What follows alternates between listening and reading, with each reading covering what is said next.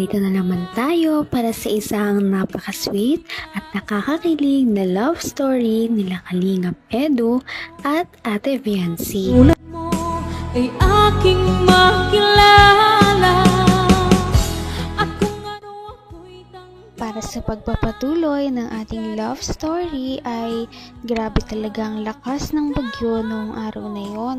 Kaya panigurado ay baha na naman sa bahay nila Ate Viancy. Ngunit kahit ganoon ay hindi niya pa rin nakakalimutan ang mga tao na gumagawa ng kanilang bahay na talagang nag-hard work kahit na malakas ang pag-ulan. Kaya binisita niya ang mga ito at nagdala pa ito ng mga pagkain para sa kanilang mga karpintero. At syempre, gusto niya rin naman makita ang kanyang ka-love team na si Kalingap Edu na noong araw na yon ay nandoon din para bisitahin ang bahay nila Ate Viancy.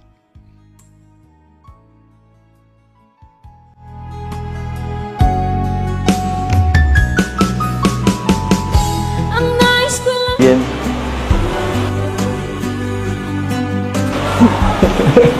Busog ka.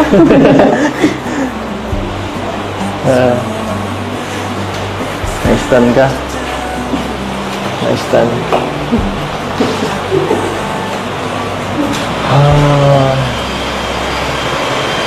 Ay.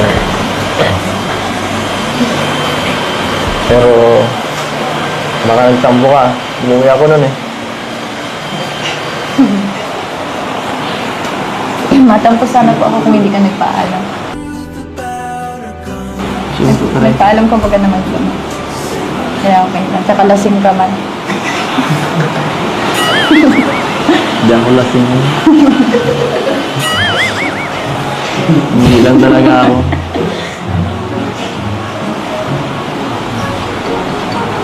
Siyempre.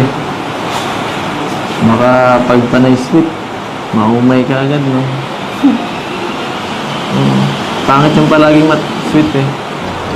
Pangit yun. Minsan sweet, minsan masungit, minsan pabebe.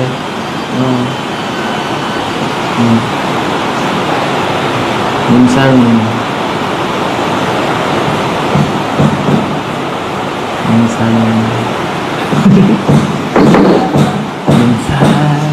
sa'yo.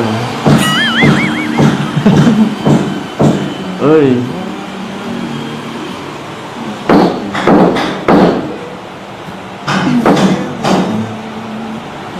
Ano? Thank you pala ulit. Doon. Saan? Napaghatid ka gabi. Ha? Thank you. Para yun lang. Siyempre. Dapat. Kahit bagyo ay hindi talaga ito alintana sa kanilang love team at talagang makikita natin kung gaano sila kasaya na magkasama kahit na malakas ang bagyo. Nag-uusap lamang sila ngunit kontento na sila sa oras na mayroon sila ngayon dahil minsan na lamang sila magkita dahil nga may pasok na rin si Ate Viancy at busy.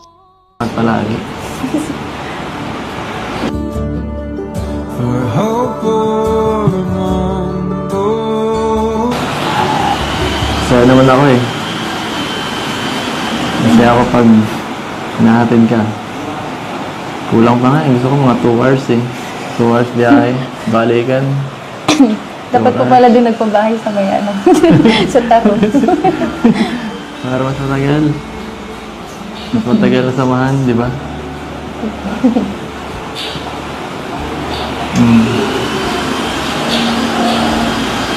Hambang buhay na akong driver na yun.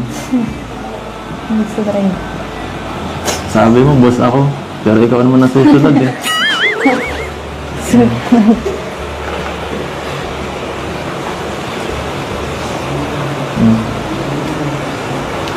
Anong masasabi mo?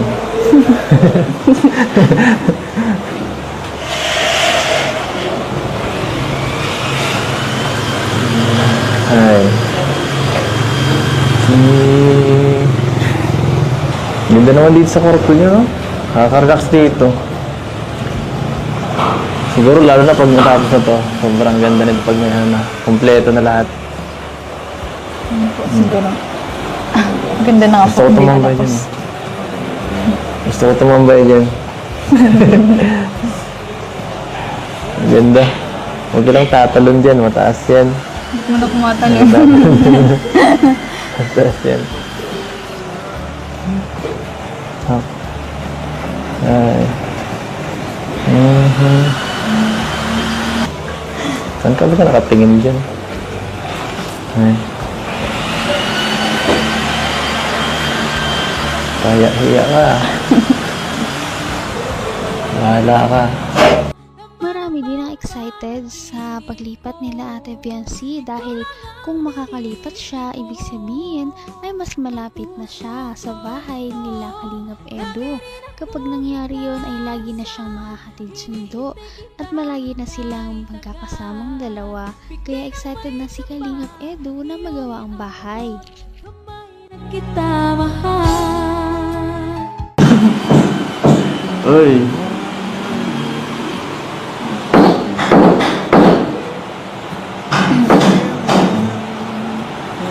Ano? Thank you pala ulit. Doon. Ah, saan? Kapaghatid ka gabi. Ha? Thank you. Para yun lang? Siyempre. Dapat days ano na yun, parang given na yun. Hindi ka na kailangan magpasalamat palagi. For hope for the mundo. Saya naman ako eh. Kasi ako pag nahatid ka, kulang pa nga eh. Gusto ko mga 2 hours eh. 2 hours biyahe, balikan. Dapat po pala din nagpabahay sa may ano. Sa taro. Para mas matagal. Mas matagal na samahan, di ba?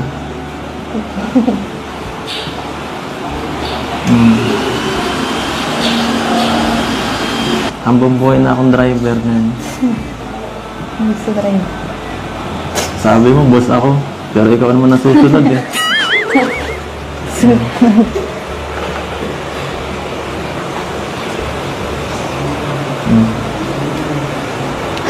Ano masasabi mo?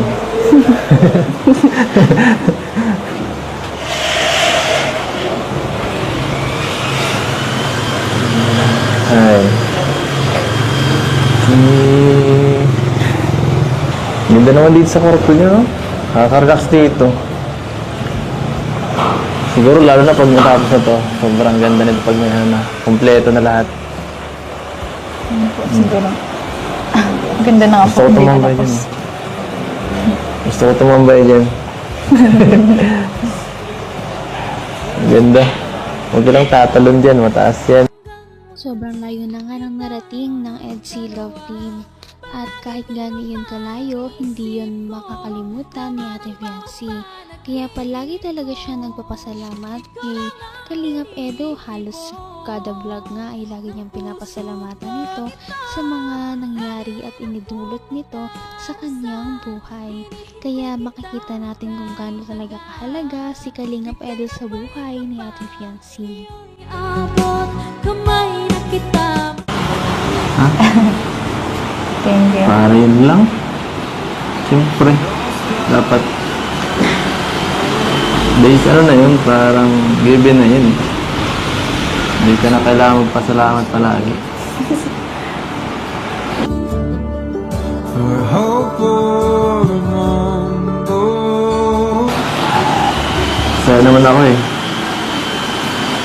Kasi ako pag nahatid ka, kulang pa nga eh. Gusto ko mga 2 hours eh. 2 hours biyahe, balikan. Dapat po pala din nagpabahay sa may ano. Sa taro.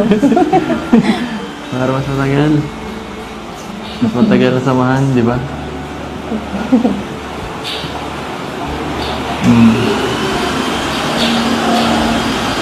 Hambang buhay na akong driver ngayon. Gusto drive.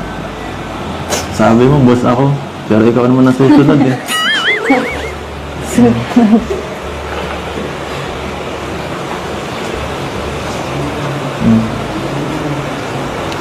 Ano masasabi mo?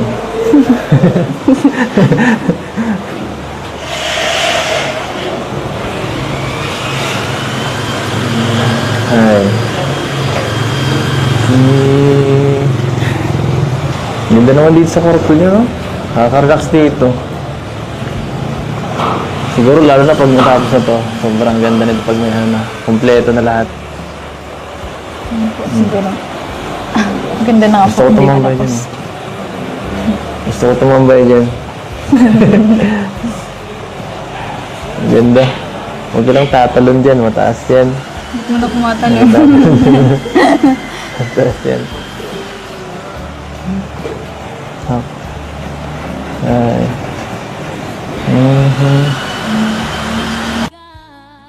Ito na talagang lahat sa nalalapit na paglipat ng bahay ni Ate Fiancé. Kaya pag nangyari ito, mas marami na rin silang time sa isa't isa para makapag-date kahit may cameraman o wala. At yan ang ating naabangan sa mga susunod pa nating mga video. Abangan pa natin ang mga kilig moments nila. Napaka-sweet talaga nila at napakabait ng tambalang ito kaya maraming sumusuporta. Kaya naman sana ipatuloy natin silang suportahan at mahalin si Fiancé, si Kalingap Edu at ang Kalingap team.